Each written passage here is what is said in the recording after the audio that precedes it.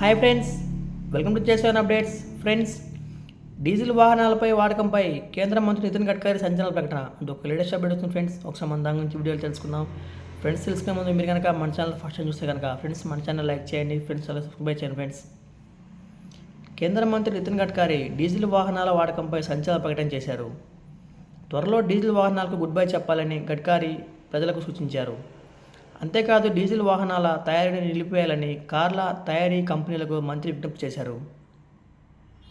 Diesel వాహనాల తయారీని వెంటనే ఆపుకుంటే ఈ వాహనాలపై ఇంత పన్ను విధిస్తామని, వాటిని విక్రయించిన కష్టతరం అవుతుందని నితిన్ గడ్కరీ స్పష్టం చేశారు.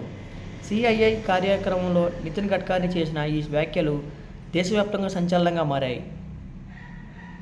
త్వరలో పెట్రోల్, డీజిల్ వదిలి కాలుష్య రహితంగా మారడానికి కొత్త మార్గంలో నడవాలని మంత్రి గడ్కరీ దేశ ప్రజలకు సూచించారు. అంతేకాదు, ఇంధన కాలుష్యం, దాని దిగుమతులను తగ్గించడానికి గడ్కరీ నిరంతరం ప్రయత్నాలు చేస్తున్నారు. డీజిల్ వాహనంపై 10% అదనపు జీఎస్టీని ఆర్థిక శాఖ మంత్రిని డిమాండ్ చేస్తారని గడ్కరీ చెప్పారు. అంతకుముందు తన కారు గురించి ప్రస్తావిస్తూ, తన కారు ఇథనాల్తో నడుస్తుందని నితిన్ గడ్కరీ అన్నారు. ఈ కారును పెట్రోల్తో పోల్చినట్లయితే దీని ధర కిలోమీటర్కు 25 అయితే ఇథనాల్ ధర దాని ధర కన్నా తక్కువ. 1 లీటర్ ఇథనాల్ ధర 60 కాగా పెట్రోల్ ధర 120 పైనే ఉంటుందని మంత్రి గడ్కరీ తెలిపారు. వచ్చే 10 ఏళ్లలో పెట్రోల్, డీజిల్తో నడిచే వాహనాలను పూర్తిగా తొలగించాలని కోరుతున్నట్లుగా నితిన్ గడ్కరీ చెప్పారు. పెట్రోల్, డీజిల్ నడిచే వాహనాలకు బదులుగా ఎలక్ట్రిక్ వాహనాలను మార్కెట్లోకి ప్రవేశపెట్టడం గురించి గడ్కరీ ప్రస్తావించారు. నేటి కాలంలో ఎలక్ట్రిక్ స్కూటర్లు, కార్లు, బస్సులు గొప్ప ఎంపికగా మారాయని నితిన్ గడ్కరీ అన్నారు. సాంప్రదాయ వాహనాలతో పోలిస్తే ఎలక్ట్రిక్ వాహనాలను, ఈవీలు ఉపయోగించడం వల్ల కలిగే ఖర్చులు, ప్రయోజనాలు కలిసి వస్తాయని మంత్రి స్పష్టం చేశారు. డీజిల్పై 100 ఖర్చు చేస్తే కరెంటుపై 4 మాత్రమే వసూలు చేస్తుందని మంత్రి స్పష్టం చేశారు. 2034 నాటికి పెట్రోల్, డీజిల్ వాహనాలను నిషేధించే దిశగా కేంద్ర సర్కార్ ప్రయత్నిస్తుందని, క్లీన్ ట్రాన్స్పోర్టేషన్ ఆప్షన్లకు మద్దతు ఇచ్చే గడ్కరీ కాలుష్య స్థాయిలను తగ్గించాలని, ముడి చమురు ధరలపై ఆధారపడాల్సిన వస్తుందని చెప్పారు. ముడి చమురు ఎక్కువగా విదేశాల నుంచి దిగుమతి అవుతుండటంతో ప్రభుత్వ ఖజానాపై పెనుభారం పడుతుంది. కాగా, ప్రపంచవ్యాప్తంగా చాలా ప్రధాన మార్కెట్లలో ఈవీ విక్రయాల వృద్ధి మందగిస్తున్నప్పటికీ తయారీదారులకు భారతదేశం ఆశాకిరణంగా మిగిలిపోయింది.